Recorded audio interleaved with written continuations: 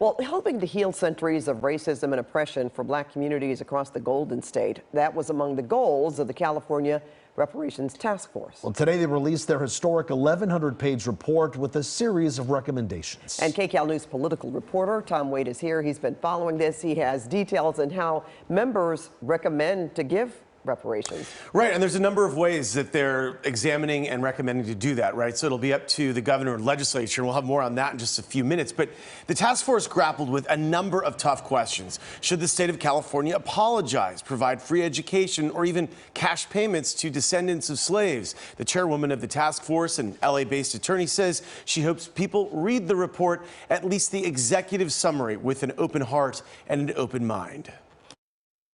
Southern slaveholders brought the very first Africans to California 174 years ago. A few thousand of them forced to work during the gold rush. When California joined the Union as a free state soon after, slavery was outlawed, but discrimination and violence against black people and families did not end. 60% of Californians support some form of reparations in this country. This is the California Reparations Task Force, Thursday announcing their historic 2-year report, the first state in the nation to do it. Among the goals of the members, to decide how the state should acknowledge and compensate California's descendants of slaves. Often when I was asked, when I was writing it, people said, California?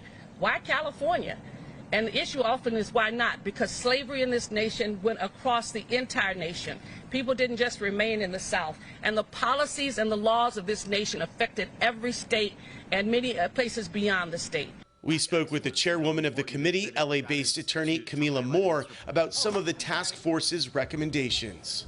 In terms of the key recommendations that I personally gravitate to is the creation of a new state agency that would continue the work of the task force, so to speak, provide ongoing reparatory justice services to descendants of slaves, provide oversight to existing state agencies.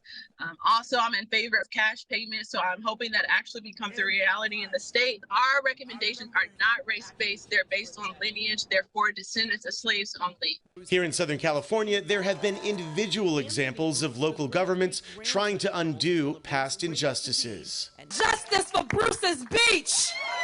Last July, LA County returned Bruce's Beach to the Bruce family descendants. Charles and Willa Bruce purchased the Manhattan Beach land in 1912 and started a resort for other black families. They were harassed and threatened, and ultimately the city used bogus claims to seize the land. Today we are returning stolen land.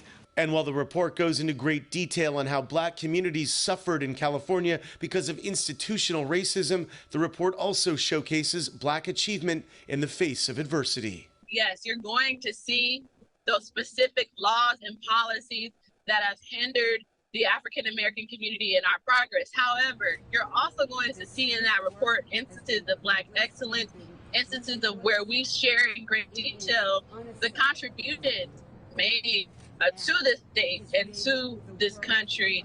And so it's an amazing document.